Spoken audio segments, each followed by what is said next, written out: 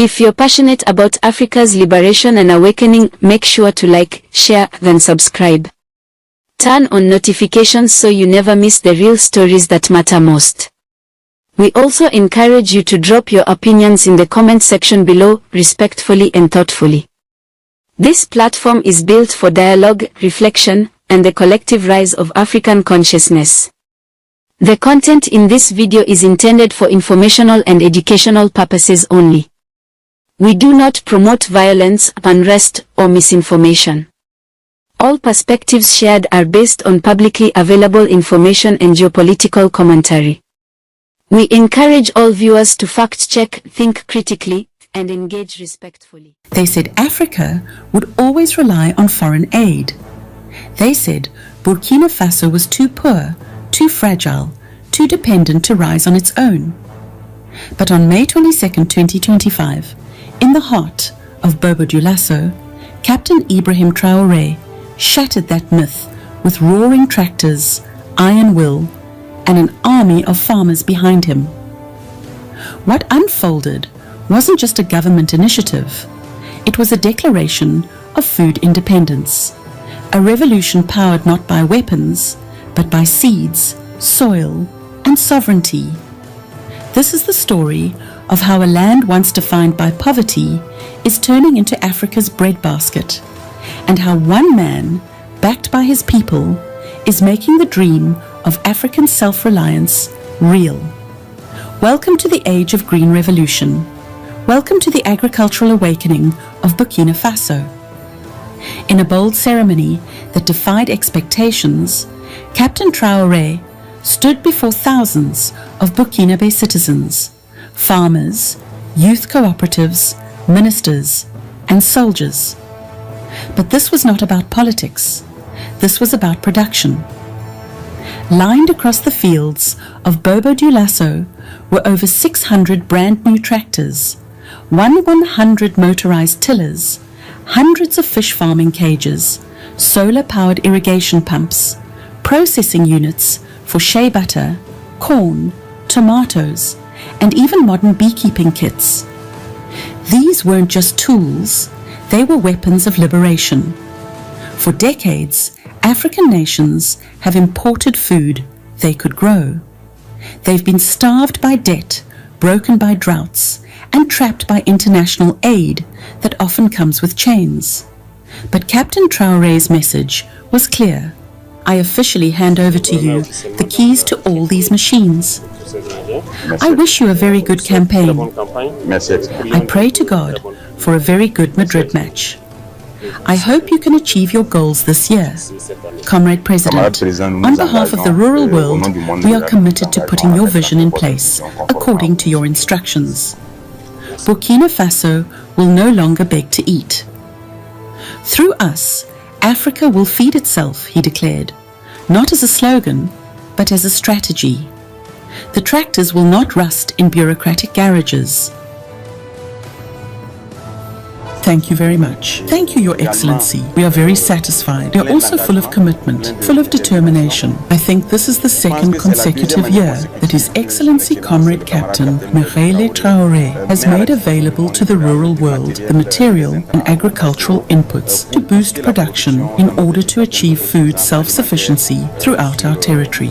Last year, it was up to 77 billion. This year, it is 104 billion. It is almost 30% more in terms of state support. This does not take into account the efforts that have been made to make the improvements for the benefit of the producers. As the first person in charge of the rural world, it is a great satisfaction, but also an invitation to double the efforts and to work in the direction of the vision of His Excellency, which is the theme of food self-sufficiency in a very close horizon. We are therefore full. This material and these inputs will allow all of our producers to increase their capacity to be able to to improve yields, to be able to reduce the productivity of the producers, and, in the long term, to be able to have better yields in order to fill the gaps that exist in the different products of consumption at the local level. Our ambition is to be totally autonomous from a food point of view and to produce enough of what we have to eat. So, with many measures, we take these efforts that are made for our benefit. We also measure the scope of the task entrusted to us, but we are committed to pursuing the dynamic so that food self-sufficiency, which is a sacred vision of Comrade Captain Ibrahim Traoré, is a reality in our country.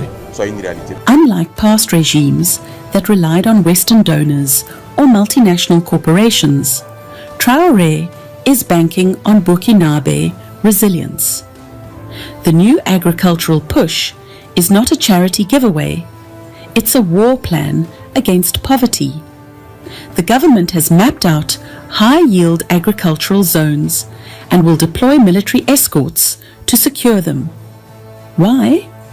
Because Burkina Faso is fighting a double war, one against terror and one against hunger. In every conflict zone where the enemy tries to destabilize, the state is planting maize, rice, cassava and millet. Food becomes the weapon, land becomes the shield. This strategy not only feeds the population, it strengthens morale. Farmers are no longer just peasants. They are the frontline soldiers in the battle for national dignity. What's revolutionary here is who gets empowered. Traoré's program targets the very backbone of Burkina Faso, the rural population, the unemployed youth, and the women long ignored by past systems. Agricultural co-ops are being formed. Training centers are teaching modern farming, agro-processing, and aquaculture. Every piece of equipment is tagged and tracked, ensuring it reaches real producers, not politicians. Fish farming cages will create jobs and protein for landlocked regions. Honey production is being scaled nationally to enter export markets. Shea butter, once harvested by hand, is now processed with modern technology for higher profits. For the first time in decades, farming is being treated not as subsistence, but as an industry of strategic importance, and the youth, once dreaming of Europe, are now returning to the villages, not in retreat, but with a mission. This isn't just a flurry of activity, it's a multi-phase national plan. First comes mechanization. The equipment is distributed to eliminate back-breaking labor. Second is training and knowledge transfer, ensuring modern methods reach even the remotest areas. Third is irrigation and climate resilience. Solar-powered pumps and water reservoirs are being introduced to beat droughts. Fourth, value chains. Produce isn't just grown, it's processed, packaged, and sold, adding local wealth and reducing imports. And finally, agricultural protection. The military is not just defending borders, they're defending granaries. It's a 5-pillar plan that turns agriculture into a matter of national security and economic power. What Captain Traoré is doing isn't just for Burkina Faso, it's a signal to the entire African continent. Africa holds 60% of the world's arable land, yet it imports 50 billion of food every year. Traoré is flipping that script. He's proving that Africa can feed Africa, with no need for GMO dependency, World Bank conditions, or Western middlemen. What Burkina Faso builds today could inspire Mali, Niger, Chad, and beyond. The Green Revolution is not coming from the United Nations. It's rising from the ground, from real farmers, real leadership, and real patriotism. Captain Traoré has not simply launched an agricultural campaign. He has lit a match in the minds of millions. He has awakened a sleeping giant buried beneath the dust of colonization, dependency, and war. From Bobo Dioulasso to the far reaches of the Sahel, the earth is moving. The people are rising. The future is planting its roots. And as tractors roll and seeds take root, a new Burkina Faso is emerging, one that doesn't ask permission to prosper, because this is not aid, this is not charity, this is liberation through cultivation.